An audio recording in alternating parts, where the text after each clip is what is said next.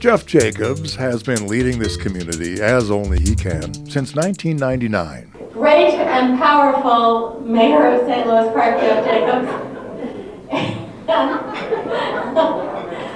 It's silly, I think, but... I just wanted to ask a quick question to you all. Do I lose the hat or do I keep the hat on? What do you think? Esos no son molinos de viento, pero son astas de Wi-Fi y si los construyen ustedes. You speak Spanish better than I thought. Aparecerán como idiotes al resto del mundo, which means those are not windmills, they're Wi-Fi poles, and if you build them, you will look like idiots to the rest of the world. Council chambers are under construction up there, your tax dollars at work, so that we can make sure that we have a little better presentation of this, but we decided we'd bring all 700 of you down here tonight so that you can see how small this room can be. Jeff has been mayor for 16 years, the longest-serving mayor in St. Louis Park's 129-year history. During that time, Jeff has chaired approximately 835 city council meetings. But that's just the tip of the iceberg for the time and effort he has invested as mayor. He's reviewed approximately 240,000 pages of council agenda packets, signed nearly 10,000 ordinances, resolutions, and contracts, given his History of St. Louis Park slideshow to 2,400 third graders, attended hundreds more open houses and community meetings, ridden in roughly 15 spectacular parades, cut dozens of ribbons, and dug dozens of ceremonial foundations, and told hundreds of stories of wisdom that he attributes to his grandmothers. When my grandmother turned 90 years old, I asked her what she thought was the most significant force for change she had seen in her entire life, because she had lived throughout most of the entire 20th century. Her answer surprised me. She says it was air conditioning. Really? Yeah. She said it changed everything. Changed our architecture. It changed our travel patterns. It changed our development patterns. Cities in the southern part of the United States would likely have never developed in that way without air conditioning. Can you imagine what would happen to the IDS Center if the air conditioning went out at the end of July? We'll become the world's largest microwave oven. You'd have to evacuate the building. Jeff has put his stamp on city government, and that means an open process that all voices will be heard and that there will be smiles along the way.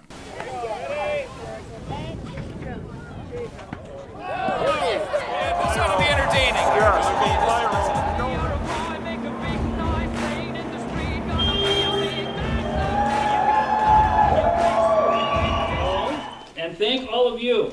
Thank you for what you're doing tonight, and thank you for giving all these young people a chance to volunteer to help us, because when they help us, the whole community gets better. Thanks a lot. So, Asset Champion Man, what makes you jump out of bed in the morning? What's your spark? What makes me jump out of bed in the morning?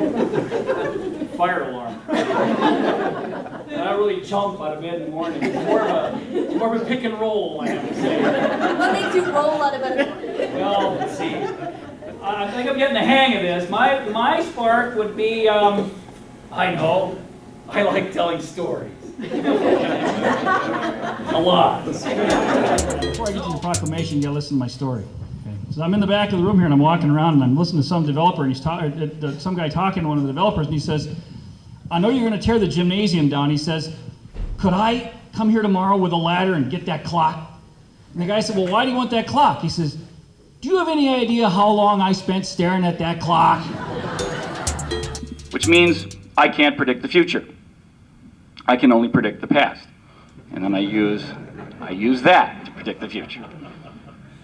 And so I went back and remembered some stories that I heard in history classes 40 years ago. I hope I get these right. But as Seth knows, I've never let the facts stand in the way of a good story. Why are you doing this? Why is this important?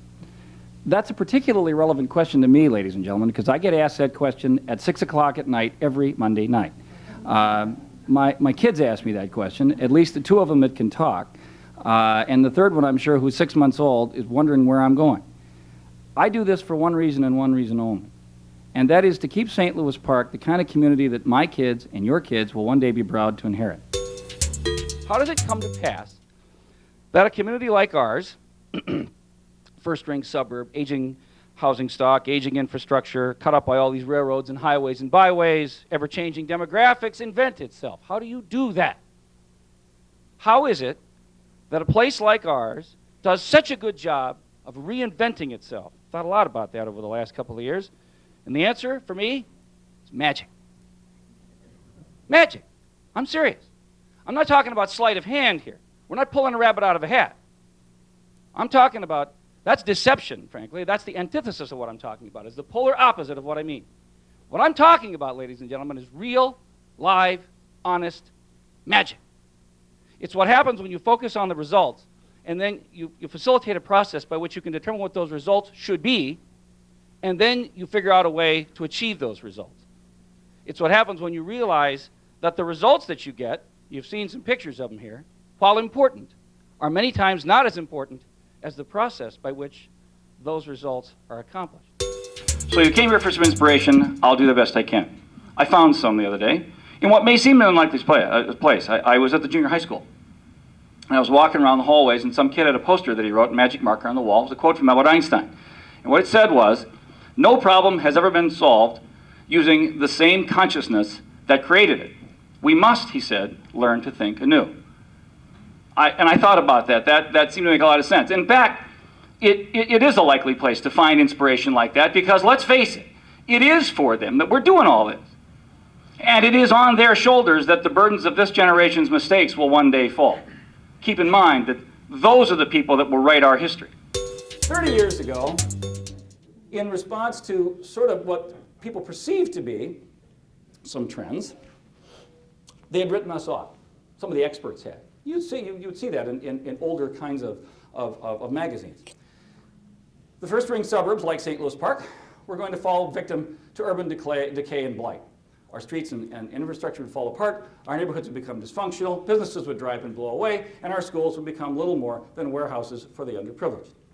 Today, however, we're the beneficiaries of people in the 1970s and in the 80s, 30, 40 years ago, who had the vision and the foresight to create the change that they wanted for themselves, so that today, that didn't happen. They created the change that they needed for us, all right? So today, and you've seen some examples of this today, our streets and infrastructure is not falling apart, with the occasional exception for some potholes out there now. But by and large, we are maintaining that change. We have Excelsior and Grand, for example, which is frankly kind of the model for suburban and urban renaissance in this region. I think we're one of the only municipalities around here that is engaged in any significant private redevelopment, and you saw some examples of that Tom put up on the slides. Our neighborhoods are stronger than ever.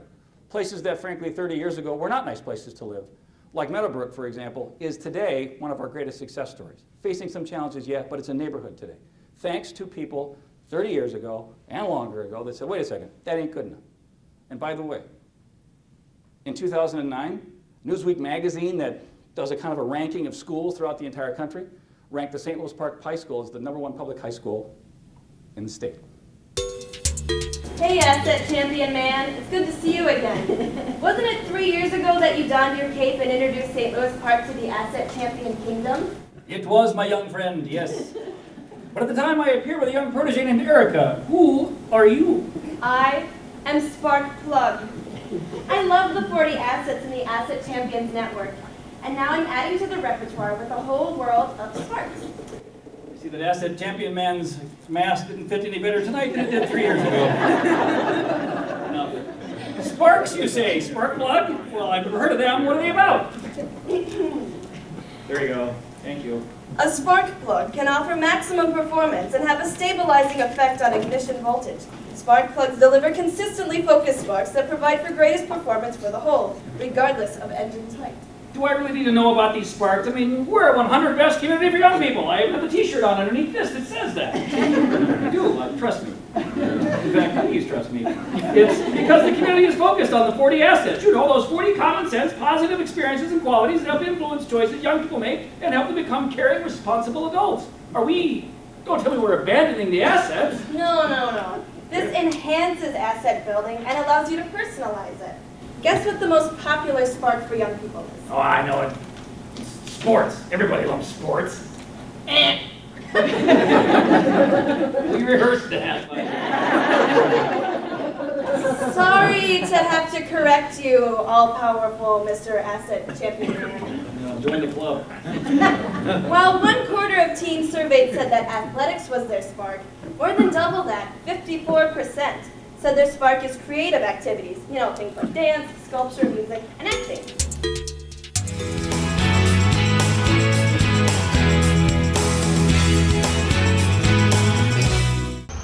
The mayor is still talking. I guess we'll let him finish it up. And it's just remarkable. The difference in the Meadowbrook neighborhood today versus what it was 15 years ago is almost indescribable unless you had seen it on both ends of that spectrum. It is a remarkable place now. We still have a lot of issues over there. We have a long way to go, but the community is come together over there in a way that is just truly remarkable. So I'm really pleased that we were able to not only formulate but keep the partnership going for as long as we have. As I say, the Meadowbrook Collaborative is without question one of St. Louis Park's great success stories. Car 3392, we have a report of suspicious activity in Carpenter Park, possible aggravated mopery with intent to creep, southeast corner of Carpenter Park. Over. Car 3392, copy. I'm nearby. ETA less than a minute. Over.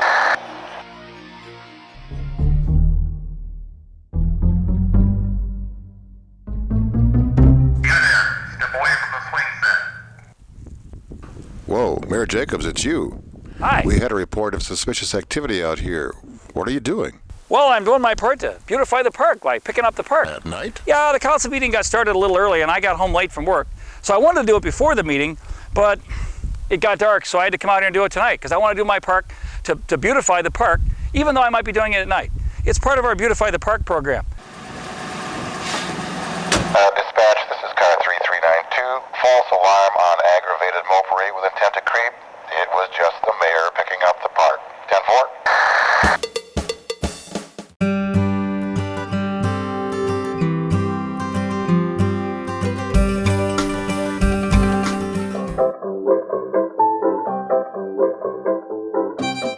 Hey, Mayor, you're moving pretty fast. Where are you headed? Hey, Owen, I'm glad to see you're eating so healthy. I'm on my way to the Community Garden Harvest Fest on September 19th. Sweet. Go, let's go. We'll have edible garden tours all over St. Louis Park. Well, this just looks fantastic. Okay, I gotta go.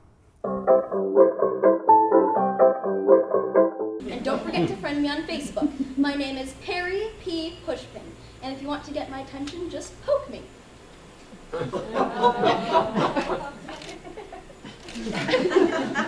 On Facebook. Sorry. I'm talking to a guy whose son the other day asked him why he couldn't get the little black CDs in his closet to go into the computer. I told him because they're 45s. Please don't put them in the computer. So I'm not a little familiar with this. I get it. Now you have a wonderful time roaming around St. Louis Park. Ladies and gentlemen, Perry P. Pushpin. Well, good afternoon, everybody. This is Jeff Jacobs coming to you live from a very, very important business meeting here this afternoon. In fact, I want to make sure is this mic on? Yes, I think it is. Well, good afternoon, everybody. This is Mayor Jeff Jacobs coming to you live from a very, very important business meeting. I'm very sorry I couldn't be with you today, but I was called out of town, and I just can't tell you how terribly important it was for me to be at this meeting, and it was critical. I couldn't have missed it, and I'm sorry. I'm not in a meeting. I'm on a boat on Lake Minnetonka. And so I really am at a business meeting, but we thought it would be kind of clever to come out here and sit on Lake Minnetonka. As a lot of you know, I used to work on Lake Minnetonka many, many years ago, but I will spare you the Paul's Landing stories that I have been regaling the council with for many, many years and tell you that I did like working on Lake Minnetonka because it is truly where the elite meet to fish. And I just want to thank you all for all the work and all of the commitment that you bring to the city of St. Louis Park. You truly make this community a better place to live for all of us. So once again, have a great luncheon. Thanks again. Take care. On the road again. Sure, I thought all the money and time they were spending on Highway 100 would make traffic flow faster, but I'm stuck in traffic anyhow. So sorry, I won't be able to be there with you today. Well, okay, I'm not really stuck in traffic. I was at a seminar all day in Minneapolis and I just couldn't change the date. I'm sorry I couldn't be there today to tell you in person what we in the community, and certainly all of us on the City Council, know to be true every single day. We're lucky to have you. We're lucky that all of you come here to the city and do the very best job possible every single day and do the hard work of running the city and its operations. Okay, I gotta go. That car in front of me there moved up about 3 or 4 feet. So maybe I can get there for the 2007 employee recognition event. Have a nice lunch, everybody. Let me have a quick show of hands. Who here in the room remembers 1980? And don't be embarrassed if you do, and don't be embarrassed if you don't, because it's for you that we're doing this. I remember 1980 pretty vividly, by the way, because it was the year that I graduated from law school. So I've been a lawyer for 30 years. And I will tell you that in 1980, I could not imagine practicing law the way I do today. And today, I cannot imagine practicing law the way I did in 1980. And that was largely driven by technological changes. But in that short span of time, we've changed our entire way of doing business as a result of that. What will happen when light rail transit comes to town?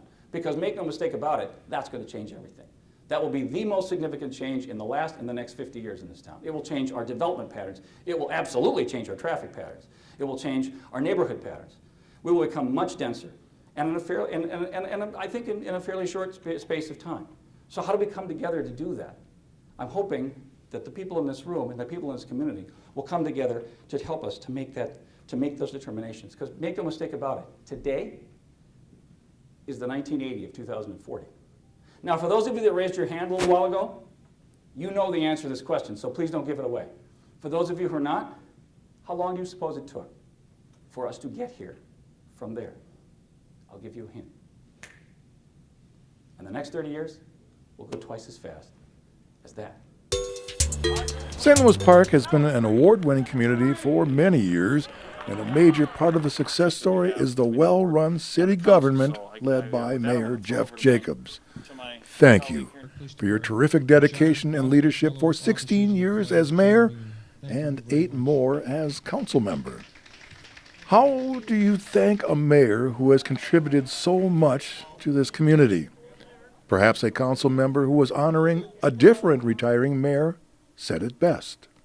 I've been on this council for now almost 5 years myself, and I think I have some understanding of what your level of commitment has been to the city. I mean, the endless meetings, the long hours, the running from a meeting to get home to dinner, the running from dinner to get to a meeting, spending time on issues, listening to people so that you can gain a better understanding of what people's problems are and how best to solve them.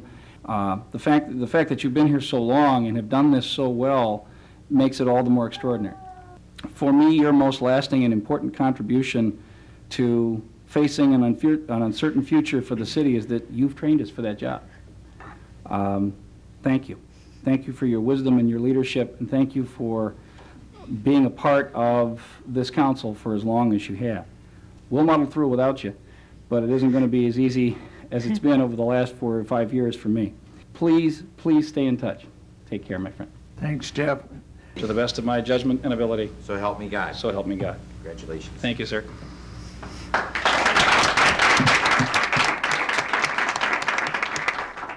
I'm a man of few words. I just keep repeating them over and over again. As much as I will miss Lyle on the council, I will enjoy working with the new mayor and the new council. I look forward to working with you all for the next 4 years, and I just think this is a wonderful honor. Thank you very much. And yet we admire those that came before us. We admire our predecessors. We admire them for the wisdom they had. We admire them for the processes they put in place, the things they built, the places they preserved, and we wish we could go back and have that same sort of wisdom. I heard a story once, a long time ago, about Oxford College, the University of Oxford in England. It seems that at the new College Hall, which is this enormous building in the middle of Oxford College, and the new College Hall, I've seen pictures of it, it looks like the dining area from the Harry Potter movies. It's an enormous building. It was built in the 1400s. And it's held up with these enormous oak beams that holds up the building and the roof. And these are huge. They would take 2 people to get their hands around them. They're gigantic. And they're long. They're 100 feet or so long. And of course, over the course of time, as you can well imagine, the ravages of time and age and water and bugs and things had rotted out these huge oak beams. And so the engineers and architects examined the building, and they determined that, well, it was structurally deficient, shall we say.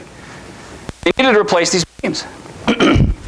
So the hunt started all over England to try to find suitable oak trees to replace these enormous oak trees that were in the new College Hall at Oxford. They couldn't find them. Now you think, why couldn't they find them? Oak trees grows in England all the time. But up until about 1900, the British Navy had cut down every large oak tree in the country to make masts of ships. So they began to think the unthinkable, and they thought, oh God, we're going to have to go to the United States to find these. This is Oxford. They wanted English oaks, you know.